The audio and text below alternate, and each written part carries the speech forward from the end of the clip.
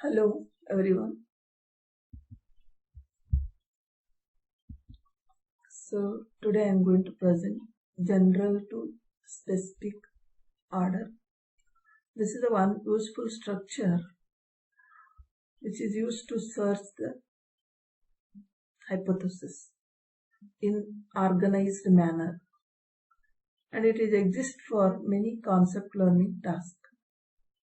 Search is possible using this one without enumerating all members of H. Maybe infinite, means you can reduce the time. Here the definition of more general than or equal to, that is, a concept Hj is more general than or equal to Hk. You have two hypotheses, one is Hj and one more is Hk. Then we'll say that Hj is more general than Hk, and it is denoted by Hj is greater than or equal to Hj only when if for all x belongs to the set of instances x such that the Hk of x is equal to 1 implies Hj of x equal to 1. It means that the hypothesis Hk, the x is the instance satisfied hypothesis Hk, then it must also satisfy the instance x must also satisfy the hypothesis Hj. So that is, all the instances satisfied by Hk must also satisfied by the hypothesis Hj. That is called Hj is more general than or equal to Hk. Here there are two hypotheses. Okay. One is H1 hypothesis, the second is H2 hypothesis. You can observe if the more number of question marks are there, then you can say that this is a more general hypothesis. H2 is more general than H1 because the question mark will accept any value except null value. See, in this Sunny, here also Sunny, there is a question mark, question mark, question mark. Here strong, here it is a question mark, question mark, question mark. So these are two hypotheses. We can say that H2 is more general than H1, and it is denoted by like this. The meaning of this is, already you know that. So H2, the instances satisfied by H2 also satisfied by H1. Here the set of instances covered by H1 and H2. H2 imposes fewer constraints than H1. It means that you can observe here fewer constraints means the maximum numbers are question marks and there is no attribute values here. That is why the few constraints means here only one constraint, that is Sunny. Okay. Here than H1, and therefore classify more instances x as a positive. And H2 is more general than H1, or you can write H2 is greater than or equal to H1. Here the relation greater than imposes partial order over the hypothesis space H, that is independent of C.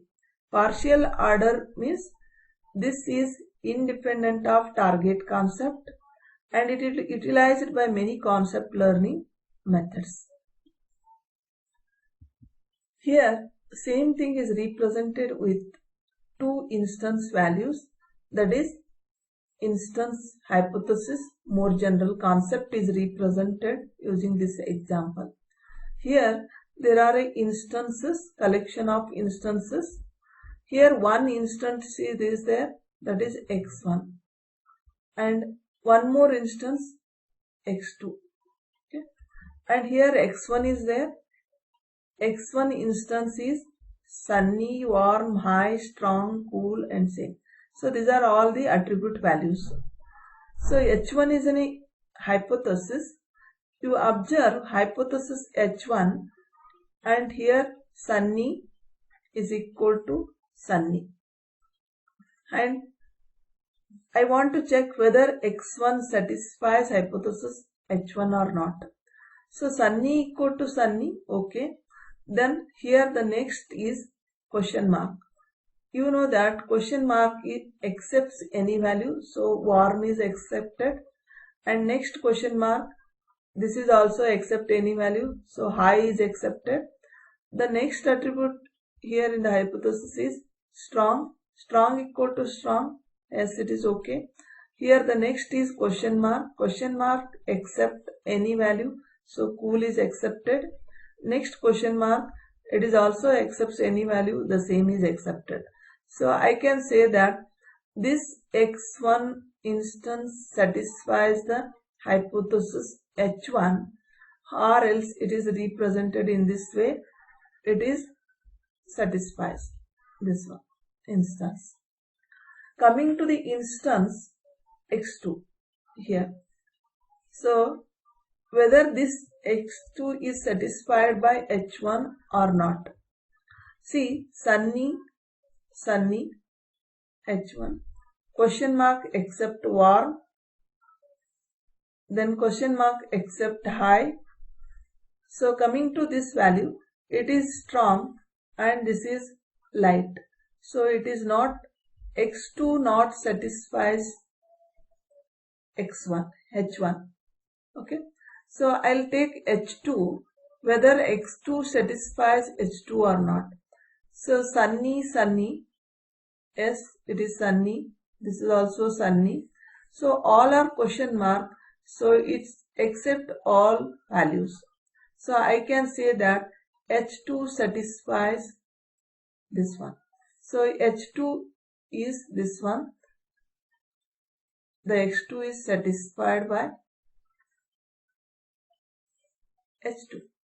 So next I'll come to X3, H3. So sunny, yes it is a sunny. Next all question marks, so 3 values are accepted here. Next is cool. This is not satisfies this one, and this is also not satisfied this one.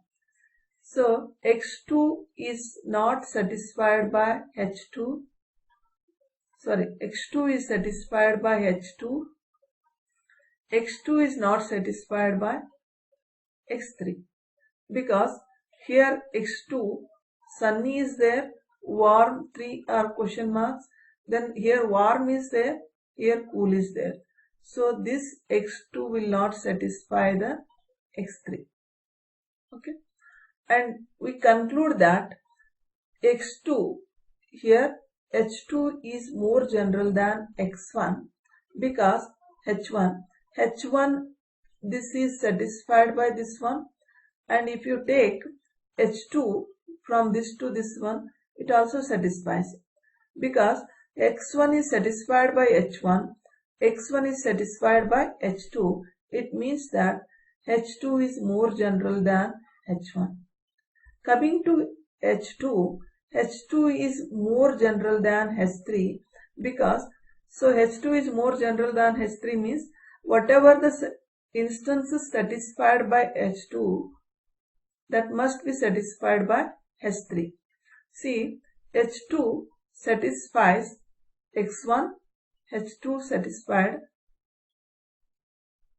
X2 here, but X3 is not satisfied by this one. So this is X2 is more general than X3. So this is what, when you come from specific to general order, H2 is more general than H1 and H3. So this is what concept of general to specific. So we'll study one of the algorithm called find S algorithm. So this is a find S algorithm. Find S algorithm, the output of this algorithm is we will get a hypothesis, most specific hypothesis, in order to classify the training data correctly. So here example, using ordering, it start from most specific member of H. You know, H is a collection of hypothesis. Most specific member of H means the specific hypothesis is one. It consists of all null values. This is a most specific hypothesis. And it go on make it generalize it whenever H of X is equal to 0 and C of X equal to 1. And so one more important thing here in the FIND-S algorithm is it ignores the negative example. It won't consider a positive example. Sorry, it consider only positive examples. It ignores the negative examples. So here it assumes that the H contains description of C and D has no noise. The algorithm assumes that there is no noise in the training data set. That is the assumption of the FIND-S algorithm. So coming to algorithm, so this is you know that algorithm is a sequence of steps. The first step in this algorithm is initialize hypothesis H to most specific hypothesis in H. As I said, the aim of FIND-S algorithm is to find the most specific hypothesis in order to classify the training data correctly. So the first will initialize the hypothesis H to most specific hypothesis, that is question mark, null symbols. So this is the most specific hypothesis. The H is initialized to most specific hypothesis. And the next step is for each positive training instance X. Means in the training data set, we have a positive instances and negative instances. As I said, FIND-S algorithm assumes always considers positive instances. It ignores the negative instances. So we need to consider only positive training instance X. For each attribute constraint AI, here AI means, so you know in the training data set, sky value, temperature value and humidity value. Sky is an attribute. Its value is equal to something like sunny. Okay. So these are the attribute. AI is an attribute, that is ith attribute in the hypothesis H. If the constraint AI in H is satisfied by X, means, so there is a hypothesis H is equal to sunny. So this is what A1. If this A1 is equal to, in the instance X, it is also sunny, then you will say that it satisfies. So if the constraint AI in H is satisfied by X, then do nothing. No need to do anything. Otherwise, we need to replace AI in hypothesis H by next more general constraint that is satisfied by X. If it satisfies, no need to do anything. If it not satisfy, so we need to replace AI in the hypothesis H by the next more general constraint that's satisfied by the instance X. So this is repeated for all positive instances, for all positive instances in the training instance. So once it is over, finally you'll get a one hypothesis, that is H, that is called a output of the FIND-S algorithm. So this is hypothesis. It classifies the training data set correctly by the FIND-S algorithm. So we'll get only one hypothesis from the FIND-S algorithm. We need to remember this one, because we are going to study one more algorithm. We'll get more than one hypothesis from that one. Here the example we will do using FIND-S algorithm. So we know that already Enjoy Sports is in a training data set. So there is a collection of instances. In that Enjoy Sports, you have 4 instances, that is x1, x2, x3 and x4. Okay. Here there is a hypothesis space. Here it specifies more specific and general. Okay. So first step in the finders algorithm is initialize the hypothesis is equal to most specific hypothesis, that is all 6 attribute values are equal to none. So why 6 means in the Enjoy Sports we have a 6 attributes, that is sky, temperature, humidity, etc. Next step is we'll consider the instance x1. It is positive instance. You know here this is a positive. So it is in a positive instance. So consider whether this instance satisfies this x0, h0 or not. So compare this AI. AI means this is a A1, A2 value. So this attribute value is the hypothesis value. So it is not equal. If not equal, you replace it by more general value in order to satisfy x1. So more general value in order to satisfy x1 is sunny. This symbol is replaced by sunny. Similarly, it is replaced by warm. Similarly, it is replaced by normal, strong, warm, same. That is, the same thing is replaced here. You will get a h1. So next, going to the next instance, x2. x2 instance is also a positive instance. So finders will consider positive instance. So compare this h1 with x2, whether x2 satisfies h1 or not. So here it is a sunny, it satisfies this one. This is warm, it satisfies because both are equal. High, then compare high with normal, so it is not equal. Replace this by, in the hypothesis h1, more general one, in order to accept normal as well as high. So you can make it a question mark here, to accept normal as well as high. So you know that question mark accepts any value. So next, coming to the next attribute value, strong. This is also strong, no need to change it. There is a warm value, here it is a warm, no need to change it.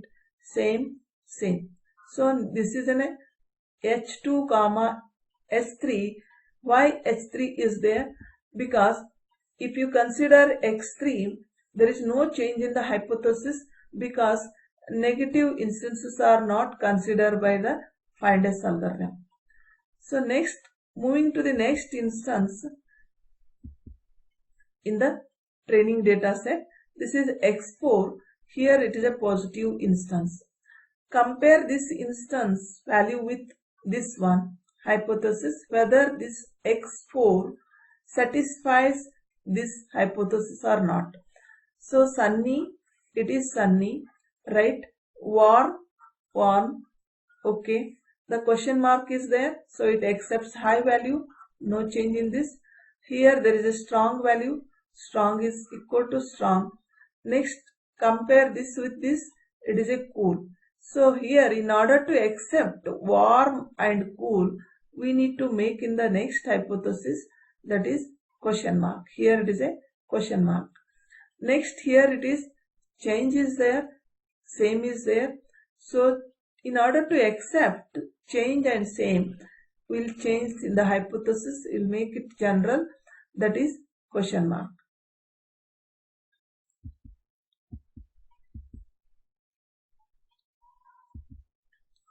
So here this is one example finders for your assignment. So size is an attribute, it takes 2 values, small and large. Shape is an attribute, takes 3 values. Color is an attribute, it takes 3 values. And here there are instances, positive instance, positive instance, positive instance. What does the finders find? So try it. So if you add following negative example to this, what will happen? Try for this one. So what are the properties of FIND-S algorithm? For the hypothesis phase, that is H, described by conjunction of constraints, the FIND-S will output the most specific hypothesis within H that is consistent with positive training example.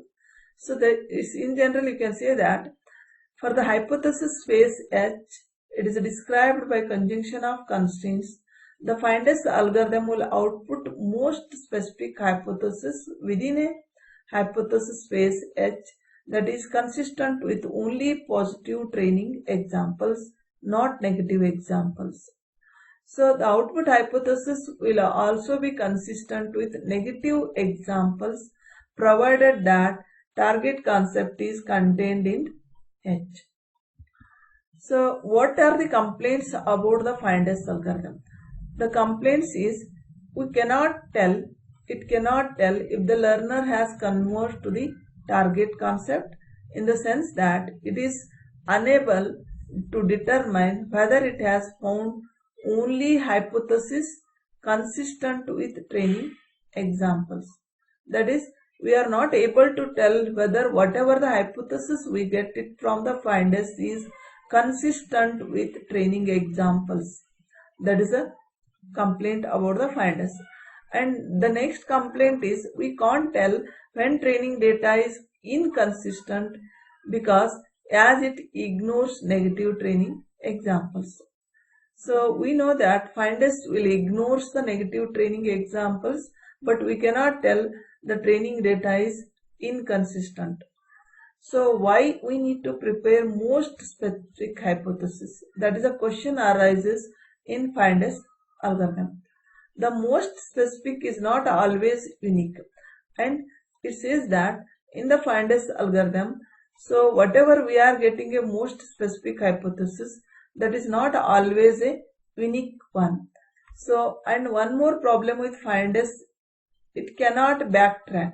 So we cannot backtrack and find one more best hypothesis using FIND-S. So this is what about the FIND-S algorithm. Thank you.